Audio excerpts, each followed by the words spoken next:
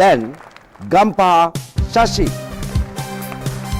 ඔබේ ලදරුවා තෙමාගත් බව දැනුම් දෙන ඇතිරිල්ල. ආයිබෝවන්. මේ තමයි මගේ චූටි බබා තෙමාගත් බව අම්මට දැනුම් දෙන උපකරණය. මෙහි තියෙන සෙන්සිටිව් මැට් එක තිබෙනවා, ට්‍රාන්ස්මිටිං යුනිට් එක තියෙනවා, RM යුනිට් එක තියෙනවා. චූටි බබාව අම්මා කරන්න ඕනේ මේ කොට් ෂීට් එක මත එහෙම නැත්නම් සෙන්සිටිව් මැට් එක මත නිදි කරලා තියලා නිවස තුල හෝ පිටතට ගොස් තමන්ගේ රාජකාරිවල නියුතු වීම. බබා අවදි වුණොත් ඒක ප්‍රශ්නයක් වන්නේ නැහැ. බබා මෙම ස්ථානයේ දැඟලුවත් ඒ ප්‍රශ්නයක් වන්නේ නැහැ.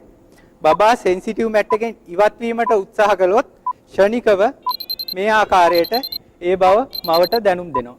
අපි බලමු මේ sensitive mat receiving and monitoring unit එක සෙන්සිටිව් මැට් එකේ සිට මදක් ඈතින් තබලා මෙහි ක්‍රියාකාරීත්වය. බබා මෙතනින් ඉවතට යෑමට උත්සාහ කරන අවස්ථාවන්හිදී අර ආකාරයට RM යුනිට් එක නාද වීමෙන් මව දැනුවත් කරනවා බබා අවදානම් සහිත ඉරියව්වක සිටින්නේ ඔබ එතනට පැමිණ බබාව බැලිය යුතුයි කියලා. ඒ වගේම තමයි මේ උපකරණය සඳහා යොදාගත්ත වැදගත්ම දේ බබා තෙමා ගන්නවත් සමගම ඒ බව මවට දැනුම් දෙන උපකරණ පද්ධතිය.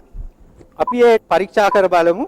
දැන් මේ බෝනික්කාව අපිට පුළුවන් සෙන්සිටිව් මැට් එකේ තිබෙන සෙන්සිටිව් ප්ලේට් නම් මෙම කොටස් මත මේ ආකාරයෙන් නිදි කර තබන්න. බබා තෙමා ගැනීම ආදර්ශනය කිරීම සඳහා මම මේ ආකාරයේ ජලය පිර වූ සිරින්ජයක් භාවිතා කරනවා.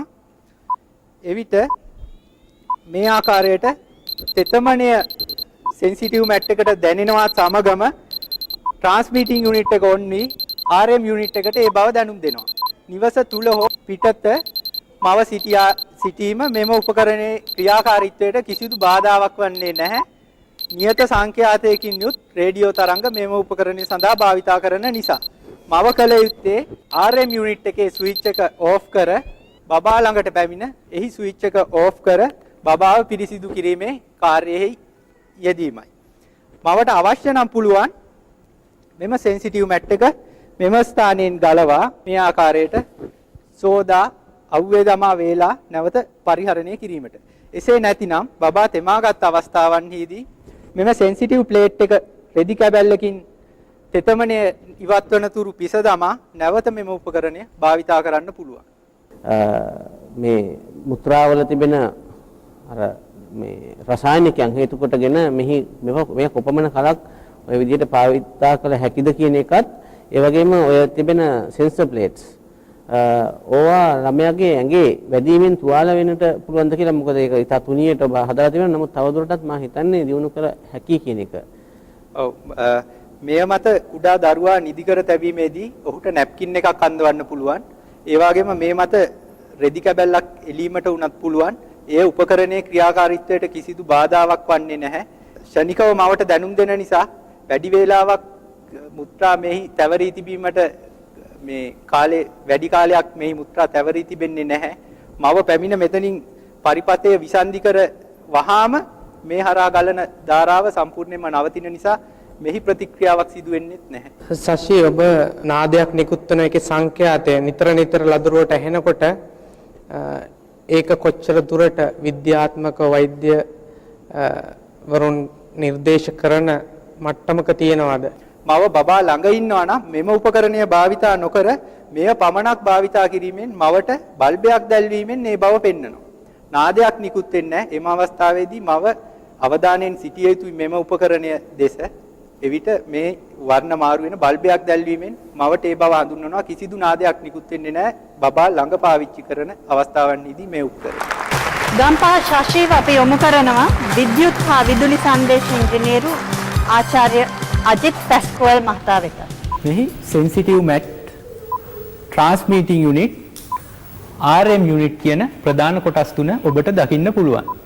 චූටි බබා තෙමා ගත්තාම තෙතමනය හඳුනා ගන්න තෙතට සංවේදී පරිපත කොටස මේ විදිහට දක්වන්න පුළුවන්. ඒ වගේම බබා මේ සෙන්සිටිව් මැට් එකෙන් ඉවත් වන විට එය හඳුනා ගැනීම සඳහා පීඩන සංවේදී පරිපතයක් මේ වටා මා නිර්මාණය කරලා තිබෙනවා. මේ ට්‍රාන්ස්මිටිං යුනිට් එකෙන් කරන්නේ රේඩියෝ තරංග මේ RM යුනිට් එක වෙත ට්‍රාන්ස්මිට් කරන එක. මේ වගේ රෙදි කෑල්ලක් බබාගේ ආරක්ෂාව පිණිස මේ මත එලන්න. මව කරන්න ඕනේ මෙහි තිබෙන ස්විච් එක මේ ආකාරයට ඔන් කර receiving and monitoring unit එකේ switch on කර නිවස තුල හෝ නිවසින් පිට මවට අවශ්‍ය ඕනම කටයුත්තක මේ receiving and monitoring unit එක රැගෙන ගිහින් යෙදීම. මවට පුළුවන් පරීක්ෂා කර බලන්න මේ වගේ මෙම උපකරණය වැඩ කරනවද කියලා. ඊට පස්සේ අපිට පුළුවන් බබාව මේ ආකාරයට අරගෙන මේ sensitive map එක මත මේ විදියට නිදි කරලා තියන්න. බබා නිදාගත්තාම තෙමා ගත්තොත් එය මවට දැනුම් දෙනවා. මෙතන අපි sensitive map එකෙන් ඉවත් වෙන විට මොන ආකාරයටද බලමු එය මවට දැනුම් දෙන්නේ. දැන් ඔබට පේනවා ඇති මේ බබා ඉවත් වීමට උත්සාහ කරනවා සමගම මේ RM යුනිට් එකේ බල්බයක් දැල්වීමෙන් සහ බීප් නාදයක් නිකුත් වීමෙන් මවව දැනුවත් කරනවා බබා ඉවත් වෙන්න හදන්නේ ඔබ එතනට පැමිණ බබාව ගන්න කියලා. අලුත් ප්‍රොඩක්ට් එකක් විදිහට වෙළඳ භාණ්ඩයක් විදිහට මම හිතන්නේ ඒකට හොඳ අනාගතයක් තියෙනවා කියලා ප්‍රොඩක්ට් එකට ඒකම බැලුවොත් එහෙම ඒක වැඩි දියුණු කරගන්න ඉලෙක්ට්‍රොනික පැත්තෙන් අවශ්‍ය කරන සහයෝගය මම හිතන්නේ එයාට තවදුරටත් වැඩිදුර ලබා දුන්නොත් එහෙම ඒක තවදුරටත් ගොඩක් වැඩි දියුණු කරලා මම හිතන්නේ මාකට් එකට වෙළඳපොළට අපිට ඉදිරිපත් කරන්න පුළුවන්. නව නිර්පයමක් වශයෙන් මම හිතන්නේ ඒක අවශ්‍යතාවයක් දෙමව්පියන්ගේ අවශ්‍යතාවයක් වෙනුවෙන් නිපද වෙච්ච භාණ්ඩයක් විදියට මම හිතනවා ඒකට හොඳ අනාගතයක් තියෙනවා කියලා ඒක සෑහීමටපත් වෙන්න පුළුවන් ඒ භාණ්ඩය ගැන. ගම්පහ සසි හොඳයි සශි හැම දෙයක්ම ගන්න කිරිපිටි ඉඳලා. ඔබ කල්පනා කරන්නේ නැද්ද ඔබට හිතුන්නේ නැද්ද මෙවන් නිර්මාණයක් කිරීමේදී කිසියම් පහසුකමක් එකතු වෙනවා. නමුත් මේ සඳහා දරන්නට සිදුවන වියදම දරුවෙක් නඩත්තු කිරීමට දරන්නට සිදුවන තවත් වියදමක් ඇටියට මවට දරුවාව නිදි කළා තියලා දරුවාගේ වගකීම මේ උපකරණය සම්පූර්ණයෙන්ම බාර දීලා තමන්ගේ වැඩ ටික නිදහසේ කරගන්න ලැබීමම මම දකිනවා මේ සඳහා වැය කරන මූලික පිරිවැයට වඩා ගොඩක් වටින දෙයක් බව. ඔබගේ ඔය යන්ත්‍රය මීටර 75ක් වැනි සීමාවක් දුර ක්‍රියා කරන ලැබෙනවා කියලා අපිට දැනගන්න ලැබුණා ඔබගේ පෙන්වීම තුලින්.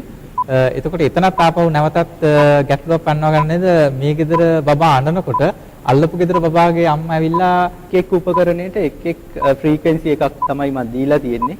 එම සංඛ්‍යාතය මවට අවශ්‍ය නම් රිසීවරේ සහ ට්‍රාන්ස්මිටිං කොටසේ වෙනස් කරගන්න පුළුවන් Tamanට අවශ්‍ය පරිදි.